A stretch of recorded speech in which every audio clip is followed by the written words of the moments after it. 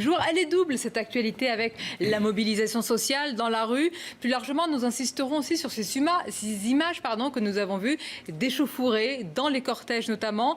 Et puis une question, ces réformes, de quel côté penchent-elles ? L'autre actualité aujourd'hui, c'est Emmanuel Macron qui est aux Antilles après la polémique sur le manque éventuel d'anticipation de l'État. Eh bien, le président est sur le terrain. On va analyser cette séquence avec nos invités ce soir. Ce sont les voix de l'info.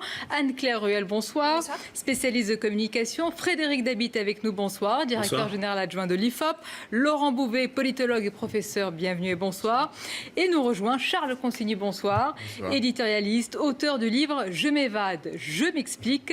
C'est chez Robert Laffont. Alors, l'actualité, c'est aussi la présence d'Emmanuel Macron aux Antilles, tandis que, partout en France, la mobilisation se poursuit dans la rue. Le président est allé pour montrer sa présence sur le terrain et éteindre aussi un début de polémique. On l'écoute à ce sujet.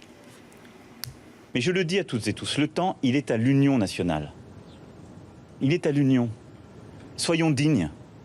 Nous avons nos concitoyens qui sont dans le dénuement, l'angoisse, l'extrême fatigue. Nous avons des services publics de l'État qui ont été exemplaires, formidables. Vous avez des héros à Saint-Martin qui n'ont pas compté leurs heures de sommeil, qui n'ont pas compté les risques pris. Vous avez une ministre de la République qui a passé des jours et des jours depuis le premier ouragan, qui n'a pas compté son énergie et que je remercie. Le temps n'est à aucune polémique. Il est à l'action, à la mobilisation pour le retour à la vie normale et à la reconstruction. Frédéric Dabi, c'est le cas. L'heure n'est plus à la polémique, même dans différentes de vos enquêtes, quand vous sondez aujourd'hui les Français. Alors c'est l'injonction du chef de l'État, une logique de mobilisation. Il prend le ballon lui-même et c'est lui qui porte la parole gouvernementale.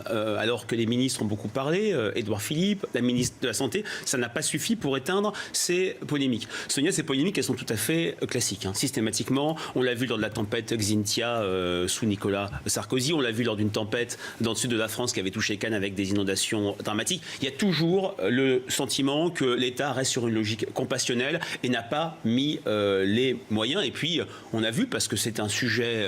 j'ai envie de dire politique, cette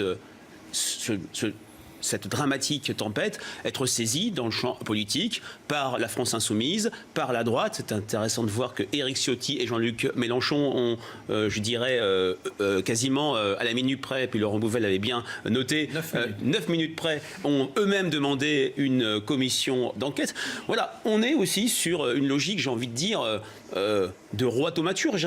Il se déplace lui-même sur le terrain pour guérir les écrouelles. Et c'est l'idée que, parce que, et c'est un problème, je dirais, structurel de ce quinquennat, parce que les ministres sont très très peu connus, parce qu'ils ont du mal à porter la parole de l'exécutif, parce que pour le moment, ici et maintenant, le Premier ministre, qui n'a pas participé à l'épopée présidentielle, imprime peu.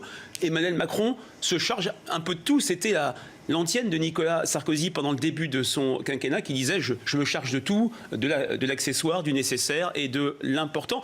Le danger, c'est qu'il s'expose et que le retour de bâton peut lui être directement adressé. Quelle est votre analyse, Charles Consigny ? Je suis bien sûr d'accord avec tout ce qu'a dit Frédéric Dabi. Moi, j'observe qu'il y a encore aujourd'hui une curiosité à l'égard d'Emmanuel Macron. C'est-à-dire que quand il parle, quand il est là, les gens sont curieux de le voir, curieux de l'entendre. Je ne rappellerai pas les excellents scores du magazine Le Point pour la grande interview. Rappelez-le, puisque vous écrivez dans ce journal, Macron, c'est important. Le Point a été en rupture de stock pendant un certain moment grâce à l'interview d'Emmanuel Macron, de même que le magazine Elle, à peu près à la même période. Qu'est-ce que ça signifie ? Donc je dis qu'il y a une curiosité et je pense qu'il y a aussi il y a eu une frustration en fait des Français après l'élection d'Emmanuel Macron, quand il a eu une stratégie qui consistait à s'exprimer peu, alors qu'on attendait en fait quand même beaucoup de lui, parce qu'on attend beaucoup de quelqu'un qui est chef de l'État à moins de 40 ans. On a envie de savoir ce qu'il pense de ce qui se passe et surtout on a envie de savoir ce qu'il compte faire pour résoudre les problèmes. Or là, on est face à un problème qu'on peut toucher, qu'on peut voir, qui est le résultat d'une catastrophe naturelle. Et donc moi je trouve tout à fait normal. Je ne sais pas s'il va guérir les gens sur place, s'il va marcher sur l'eau, mais je trouve ça bien en signe de solidarité de la nation qu'il aille là-bas. Voilà, vous parlez d'attentes, les attentes sont évidemment très importantes sur ces îles aux Antilles. On va parler du fond, mais on va insister avec vous, Anne-Claire Ruel, spécialiste en communication, sur les images aussi, parce qu'elles sont importantes. Regardez ces images, c'était avant son arrivée notamment, où on voit Emmanuel Macron dans son avion, qui prépare manifestement évidemment tout ce qu'il va dire, tout ce qui va être annoncé. Et il est entouré. Comment vous analysez cette séquence ? Alors j'ai regardé cette séquence en direct, pour rien vous cacher, et j'ai trouvé ça assez intéressant d'un point de vue communication évidemment, parce que là vous avez qui ? Vous avez quelqu'un qui visiblement est un haut fonctionnaire d'État, qui est en charge de la cellule de crise et de la gestion sur place du ravitaillement et de ce qui peut être mis et déployé en place. Et vous avez un Emmanuel Macron qui est mis en scène sur un format très américain. On imagine très bien Obama comme ça, dans son Air Force One, filmé avec des images un peu en direct sur la question. Et surtout, ce qui est intéressant, c'est que le haut fonctionnaire en question explique que ce qui a été mis en place, c'est finalement le plus grand pont en termes de logistique depuis la Première Guerre mondiale. Et donc ça, en fait, en termes de communication, ça s'appelle, alors c'est un mot anglais, ça plairait beaucoup à Emmanuel Macron, ça s'appelle l'advocacy. Ça veut dire qu'on fait appel à un tiers, en fait, pour porter un message qui n'est pas porté par soi. Si je dis que Laurent Bouvet est le plus grand politologue en France, évidemment, on est tous convaincus, on est tous d'accord sur le sujet. Ce qui est une vérité. C'est une vérité. Mais si je le dis, ça a le plus de poids que s'il le dit lui-même, si vous voulez. C'est le même principe. Et donc c'est ça qui il est entouré d'experts, de spécialistes qu'il fait parler. Il y a la forme que vous avez très bien décrite, Anne-Claire Ruel, et puis encore une image quand même, Laurent Bouvet, mais qui nous fait parler du fond, c'est cette concomitance aujourd'hui entre les images, d'un côté une mobilisation en demi-teinte, quelques échauffourées, mais quand même une mobilisation sociale, et puis de l'autre un président sur le terrain aux Antilles. Qu'est-ce qu'elles vous inspirent, ces images ? J'ai même lu que certains lui reprochaient de ne pas être à Paris alors qu'il y avait une mobilisation. Bon, donc ça veut dire que il va à Saint-Martin, on lui reproche d'y aller parce qu'il n'est pas à Paris alors qu'il y a une mobilisation. Il va sur place, on dit il va faire de la communication, il fait du show, etc. Il n'y serait pas allé, qu'aurait-on dit ? Face à une des catastrophes naturelles les plus importantes de ces dernières années sur un territoire français. Je rappelle que c'est très loin, mais c'est la France, Saint-Martin et Saint-Barthélemy. Donc ce sont nos compatriotes qui sont touchés. C'est une catastrophe d'ampleur dont on mesure mal, même avec les images terribles qu'on voit depuis des jours, la puissance, et les témoignages sont absolument terribles. Donc le président de la République, celui qui incarne la République, et qui incarne l'État, va sur place. Alors il joue, effectivement, c'est un président qui a moins de 40 ans. C'est-à-dire il y a une volonté de mise en scène ? Bien sûr, mais il y a toujours de la mise en scène en politique. C'est pas, c'est Hobbes qui disait que le roi, à l'époque, le souverain, jouait la scène que le peuple souverain avait écrite. Et c'est le roi qui l'a jouée sur scène. Donc c'était une représentation.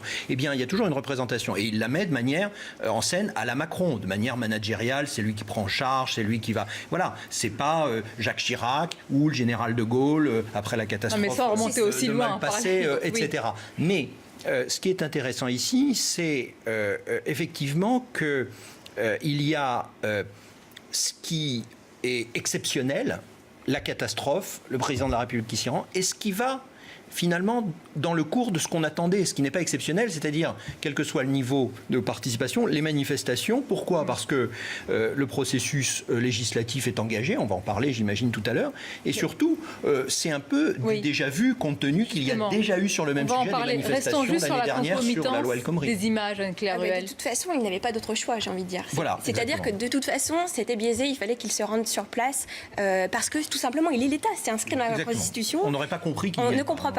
Et pour revenir sur ce qu'avait dit Frédéric Dabi, c'est vrai qu'il a un rôle de protecteur, de défenseur, en plus d'un rôle de guerrier et d'un rôle un peu messianique au-delà de ça. Et c'est ça qui, quand on parle de politique, costume à porter, oui. Et c'est ça qu'on attend de lui. On attend effectivement une forme d'empathie. Et il fait de la communication de crise tout à fait classique. C'est un message empathique, montrer la continuité des services de l'État, montrer de la transparence avec des points presse, justement, où on peut le voir régulièrement dans son avion. Et puis aussi montrer qu'il est sur place, qu'il est aux côtés de la population. Et il n'avait pas d'autre posture à prendre que ça. Dieu sait si j'ai pu critiquer, mais voilà, là, en termes de communication... non, mais soyons objectifs, on dit ce qu'on pense sur le plateau. Si j'étais cynique... Mais vous ne l'êtes pas, tout le monde le sait. Et je ne doute pas que ces conseillers... Fainéant peut-être, non que ces communicants le sont, que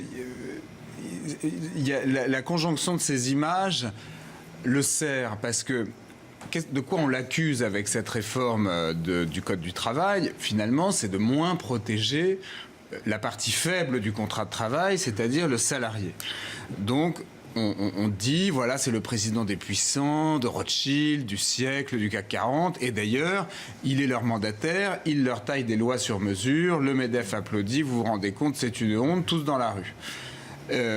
Or là, qu'est-ce qu'il fait? Il va au chevet de gens qui ont été frappés par le malheur et qui sont dans une situation de faiblesse.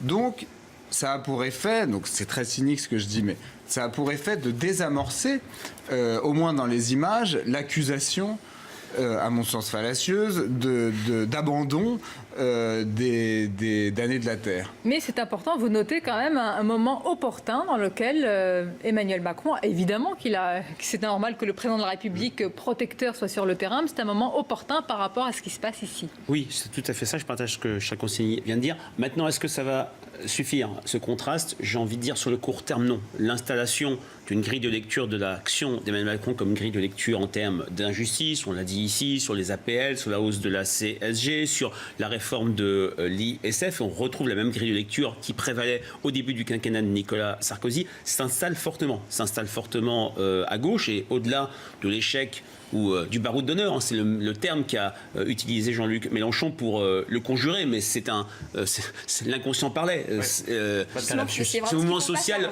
ne marche pas. Il ne faut jamais reprendre des mots négatifs. Et donc c'est ce qu'il a fait. Être sur non pas un baroud d'honneur. Clairement, le pari est gagné et sans doute gagné sur cette réforme du Code du travail, mais viennent d'autres réformes, et il y a, je dirais, l'obligation pour Emmanuel Macron de desserrer ce sentiment de politique pas très juste, favorable à une partie de la population, d'une part parce que son électorat, qui n'est pas chimiquement pur, on l'a dit ici également, c'est ces électeurs de gauche de François Hollande, de la présidentielle de 2012, qui ont choisi Emmanuel Macron au nom de la transformation sociale du pays. Et puis, ce n'était pas le sujet de cette émission, mais cette fameuse phrase sur les fainéants. Je veux la mettre à distance parce qu'on ne perd pas une élection, on ne chute pas dans les sondages à cause d'une phrase. Nicolas Sarkozy n'a jamais gagné à cause du casse-toi que vous connaissez, mais n'a jamais perdu plutôt. Mais en tout cas, ça peut enraciner une image d'arrogance, de distance, d'injustice, et être une sorte de cocktail très compliqué à désamorcer pour le président en place. Laurent Beauvais. Oui, alors la différence quand même sur un certain nombre de mesures, c'est que c'était son programme. C'est-à-dire que les ordonnances sur la loi travail, même si le contenu était lié à une négociation, étaient dans le programme d'Emmanuel Macron.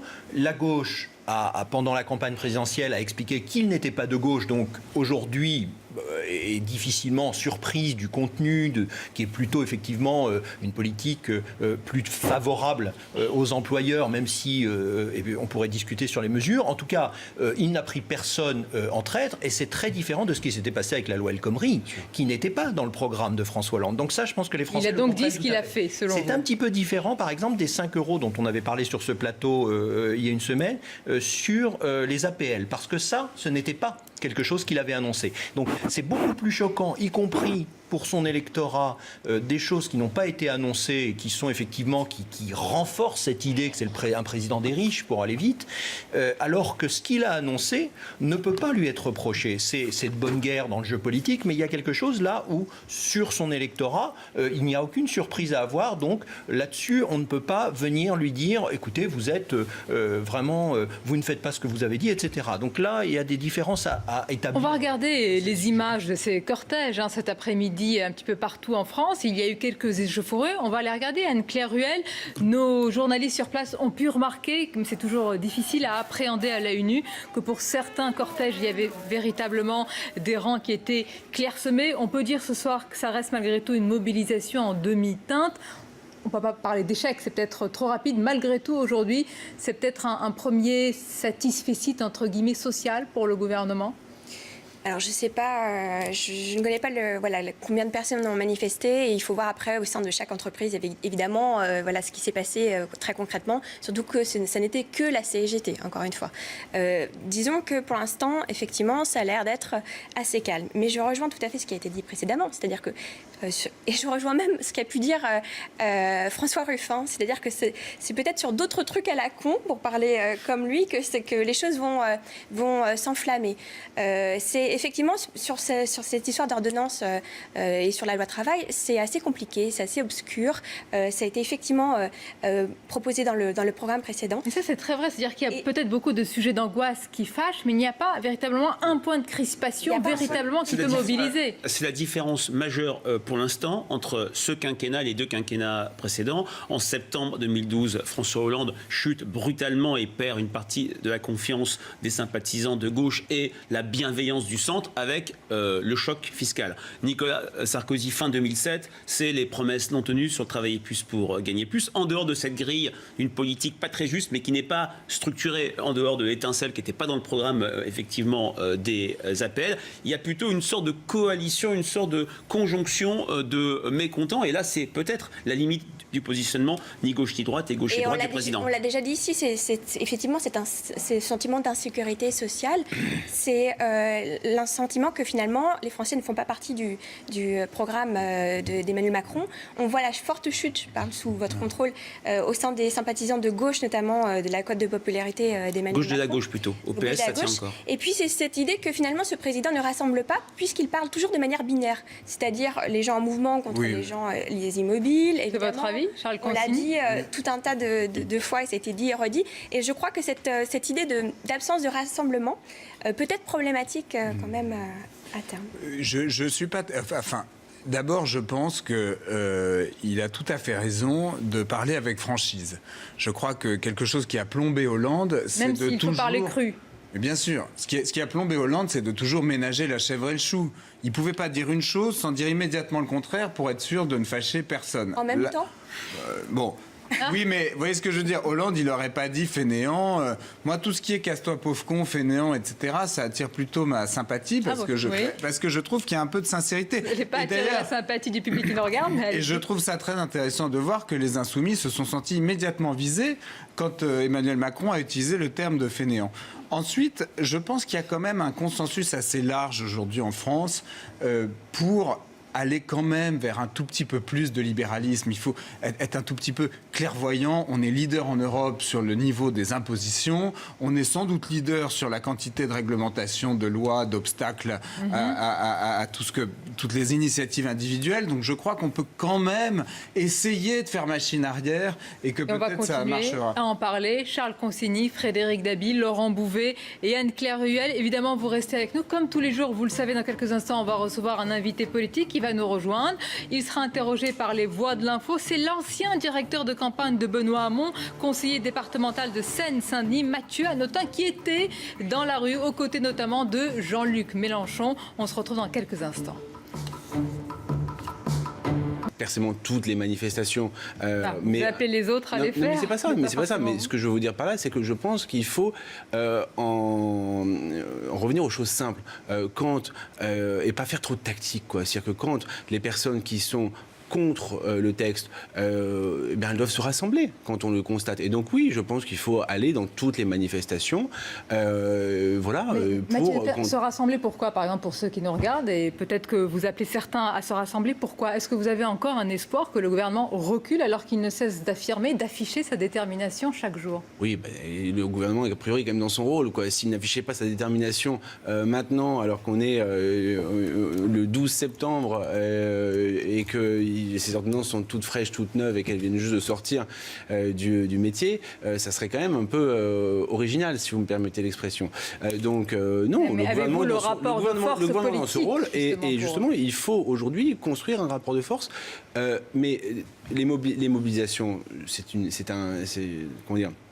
C'est un révélateur du rapport de force. Le rapport de force, il doit se construire dans l'opinion. Et on a besoin d'un débat politique dans l'opinion qu'on n'a pas complètement eu à la présidentielle. Pardonnez-moi, ça fait des mois, des semaines que l'on parle de ces ordonnances en les expliquant, les explicitant. Des semaines, non, je suis désolé, parce que pour le coup, quand ça a été voté à l'Assemblée au mois de juillet, quand même, donc, dans le courant du mois de juillet, on ne connaissait pas le contenu des ordonnances. Le contenu précis des ordonnances, c'est très récent. Alors on avait une idée de la philosophie générale du texte. Selon vous, en une gros, aller mobilisation plus loin que la loi El aujourd'hui Khomri et supprimer le peu de contrepartie qu'il y avait dans la loi El Khomri. Donc ça, on avait une bonne idée de la philosophie, mais dans le contenu, c'est très récent. Et je vous le dis, le contenu va plus loin. Est-ce que vous n'êtes pas en train de trouver des circonstances atténuantes à une faible mobilisation malgré tout? Oui, on n'a pas compris, on n'a pas entendu parler des ordonnances, c'était pas assez clair, alors qu'en réalité, on a l'impression que le rapport de force politique est perdu sur moi, le c'est terrain. pas du tout le sentiment que j'ai. Alors après, peut-être que d'abord, j'ai pas le sentiment qu'il y a une faible mobilisation dans la rue aujourd'hui. Enfin, encore une fois, pour une première mobilisation, on est dans un niveau comparable aux premières mobilisations contre la loi travail si on compare de l'année dernière, à quelques milliers près, quelques centaines de milliers près dans un sens ou dans l'autre, je ne sais pas trop vous le dire, mais en tout cas, c'est des niveaux comparables. Et surtout, je suis convaincu que vous savez, on gagne la bataille quand on gagne la bataille de l'opinion. Et je pense que c'est aussi là-dessus que les choses n'ont pas été gagnées l'année dernière, c'est que la bataille de l'opinion n'a pas été complètement Mais quelle est la gagnée. bataille de l'opinion? On fait tout dire et son contraire au sondage. Je prends un sondage où on voit qu'une majorité de Français est pour les réformes qui sont engagées par Emmanuel Macron. Je suis sûr que vous avez sous la main un autre sondage qui dit l'inverse. Alors Non, la bataille de l'opinion... J'ai pas de sondage à vous apporter. Moi, ce que je pense, c'est que j'ai été assez déçu sur ce sujet particulier de la question du travail, du débat qu'on a connu pendant l'élection présidentielle. Je pense qu'on n'est pas allé au fond des choses. Et c'est ce qu'on a essayé de faire. On n'a pas réussi, force est de le constater, avec Benoît Hamon, sur la mutation du travail. Et je pense que c'est cette question-là cruciale pour l'avenir de notre pays qu'il faut qu'on aborde. Et on va le faire. On va poursuivre notre interview sur ce sujet et d'autres. Et les voix de l'info, c'est vraiment une interview collégiale. Vous posez des questions. Laurent Bouvet, pour commencer. Oui, justement, sur ce point, sur le travail, vous dites qu'il n'y a pas eu de débat pendant la campagne présidentielle, mais la question du travail a été abordée par Benoît Hamon, dans le sens dont on se rappelle très bien, avec le revenu minimum, avec le universel, pardon, bien sûr, avec la question des robots, etc. Enfin, tout un ensemble de choses. Et bon, il a fait le score qu'on sait, un peu plus de 6% au premier tour. Voilà, ces propositions n'ont pas convaincu les Français. Alors après, on peut dire, il n'y a pas eu de débat, etc. Mais enfin, c'est Emmanuel Macron... avec son orientation dont vous avez justement rappelé qu'elle était très claire, même si dans le détail et dans un projet présidentiel... Qui a recueilli 24% des voix. Dans un projet... Oui, et Benoît Hamon 6. Donc, mais bien sûr. Il n'y a pas de souci. Mais simplement, c'est lui qui est devenu président de la République sur un projet clair, même si on ne connaissait pas le détail, bien évidemment. Donc, ça a été tranché par les Français, malgré tout. Mais justement, il y a un troisième tour, troisième tour social à la présidentielle, ou un troisième tour, ou un cinquième tour, si on compte les législatives avec, où là non plus... la gauche que vous représentez n'a pas fait des miracles ou des étincelles. On voit bien que là, il y a une petite impasse quand même. Donc, la réponse de Mathieu Hanotin. Est-ce que vous espérez changer le résultat de la présidentielle ? Revenons quand même sur une chose. C'est que on ne peut pas dire, et pour maintenant, pour l'histoire, pour tout ce qu'on veut, qu'une grande majorité des Français a voté pour et a apporté son soutien, mais M. Castaner le dit régulièrement, son soutien à la... Non mais je sais, mais je me permets de le préciser quand même, aux propositions d'Emmanuel Macron. J'ai voté pour Emmanuel Macron au deuxième tour, j'ai même fait sa campagne, j'ai fait des tracts appelant à voter pour lui. 65% des Français ont fait ce choix. Mais on n'était pas dans un débat, pour le coup, idéologique, on était dans un débat de finalement pour préserver la République face à Marine Le Pen. Oui, mais ça quand même ça crée quelque chose. C'est-à-dire que Emmanuel Macron est à l'évidence celui qui a gagné la présidentielle. Non, mais ça c'est un fait. On est déjà plusieurs mois, 5 mois après. Il a une grosse majorité à l'Assemblée nationale. Et oui, disproportionné par rapport, notez-le bien, oui, mais à 24% des voix qui se sont exprimées au premier tour positivement, si tant est qu'il n'y ait pas eu de phénomène de vote utile, ce qui, je pense, on peut le dire, a été aussi un petit peu... Et aujourd'hui, Mathieu Hanotin, on a vu Benoît Hamon, alors il a manifesté aujourd'hui, ils se sont croisés un moment avec Jean-Luc Mélenchon dans la rue. On sait bien qu'à gauche, dans cette gauche-là, il n'y a qu'une seule place. En tous les cas, il y a un opposant numéro 1, notamment sur le terrain social face à Emmanuel Macron. Est-ce qu'en vous joignant ainsi à ces manifestations, notamment à l'appel de Jean-Luc Mélenchon, vous ne risquez pas d'avoir un strapontin pour le Alors PS. moi, je pense pas qu'il y a qu'une seule place, parce que je pense qu'on a le droit d'avoir les uns et les autres. Non, mais de la finesse dans les oppositions qui peuvent être différentes. Et pour le coup, Vous avez tellement de permettez-moi finesse le croire. qu'on vous entend moins quand Non, mais même. permettez-moi de le croire. Je pense que effectivement, les projets que Benoît Hamon, et on l'a vu pendant la présidentielle, et Jean-Luc Mélenchon défendent ne vont pas dans le même sens, sont très différents. Pour autant, il y a des convergences quand même pour dire voilà que cette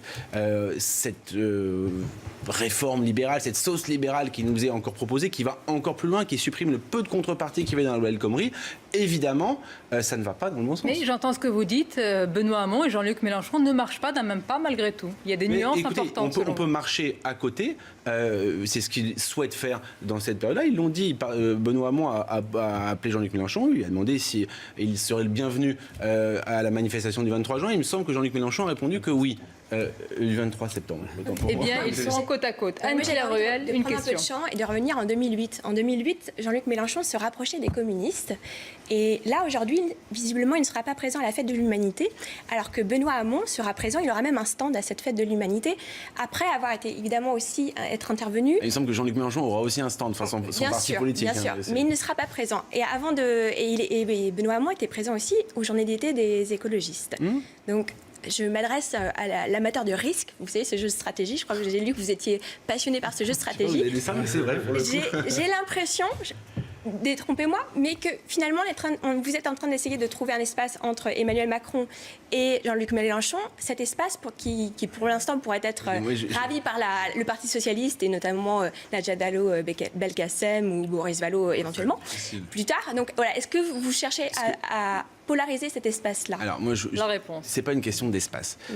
Benoît Hamon, il a fait le choix de quitter le Parti socialiste. Moi, je suis encore au Parti socialiste. Je l'affirme, je veux y rester dans ce parti. Pourquoi il a fait ce choix-là? Dans ce qui reste de ce parti. Oui, dans ce qui reste de ce parti. C'est-à-dire c'est-dire le Parti socialiste, quoi. Excusez-moi. Les fondements, pas grand-chose. Oui, mais il reste le Parti socialiste est une structure qui existe encore aujourd'hui. Donc c'est pas compliqué.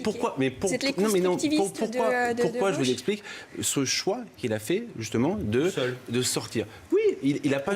Il n'a pas fait le soutien n'est parti avec lui. Mais attendez, excusez-moi, moi je participe aux actions de son mouvement, d'autres très nombreux aussi, parce que ce qu'il cherche à construire aujourd'hui, ce n'est pas un parti de plus.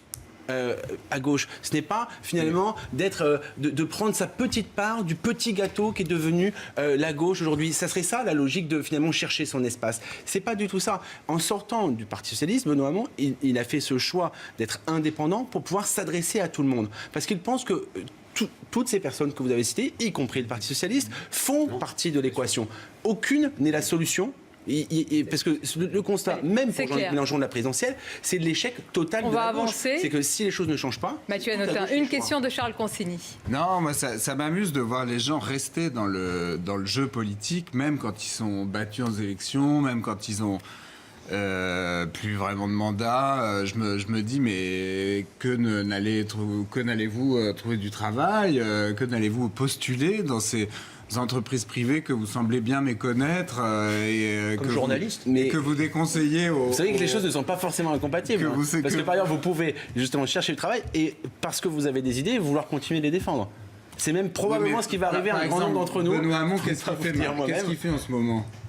Bah écoutez, vous lui poserez la question vous-même. Mais Benoît Hamon, comme tout le monde, il va devoir trouver du travail pour... bah oui, excusez-moi, pour c'est bien parti. Moi, je suis impatient de savoir quel employeur aura envie de... En attendant, Benoît Hamon, il continue de s'opposer. On va l'écouter et vous réagissez juste après. On l'écoute.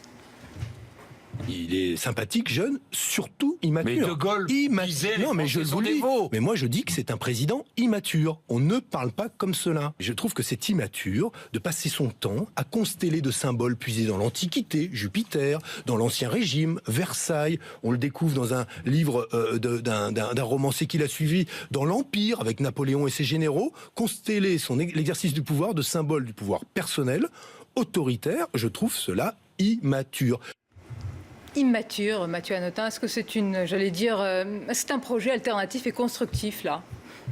Je dirais en même temps, il n'a pas complètement tort. Hein, Ça, j'imagine que vous allez soutenir l'ancien candidat que vous avez Je n'avais pas entendu cet extrait, donc je l'ai découvert en même temps que vous l'avez montré, mais je trouve que c'est assez juste ce que nous dit Benoît Hamon. Mais on pourrait rajouter d'autres choses, parce que Benoît Hamon a dit immature, mais surtout, moi, je veux dire aussi irrespectueux, parce que quand même, depuis quelques semaines, quelques mois, on est constellé d'illettrés par-ci, de fainéants par-là. Il y a une forme de mépris, quand même, de ce point de vue-là. S'il n'y avait qu'un seul, on pourrait dire que c'est une faute de langage, c'est un abus, etc. Mais ça se retrouve quand même à de nombreuses reprises dans les propos d'Emmanuel Macron. Frédéric Dabi, une question.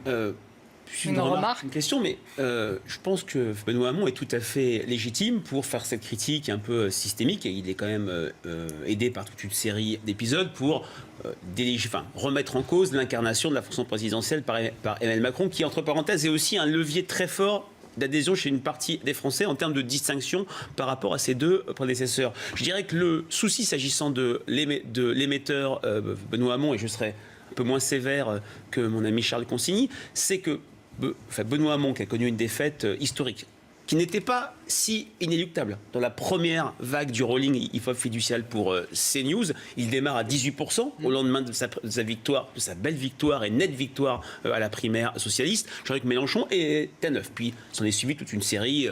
Ça sera le travail des politologues, des historiens, peut-être d'erreurs politiques aussi. Je pense qu'on discutait stratégiques, d'avoir peut-être quitté le terrain pour chercher cette alliance improbable avec Jean-Luc Mélenchon et avec Europe Écologie Les Verts. Maintenant, la question que je me posais, c'est n'est-il pas peut-être venu pour Benoît Hamon, pour retrouver de la force, pour peut-être s'opposer comme leader à gauche face à Jean-Luc Mélenchon, pour l'instant assez hégémonique, de faire ce récit auprès des Français de cette défaite La très lourde. réponse de Mathieu Hanotin. Je suis d'accord. Je pense qu'il faudra le faire. Je pense que ça aura besoin d'être dit, cette explication. Hillary Clinton vient de sortir un livre qui s'appelle What Happened. Je pense aussi attendu que le livre de Benoît Hamon sur ce sujet. Non, mais probablement pas. Mais pour la gauche, pour la suite, si on veut se reconstruire un avenir, il faut comprendre ce qui s'est passé.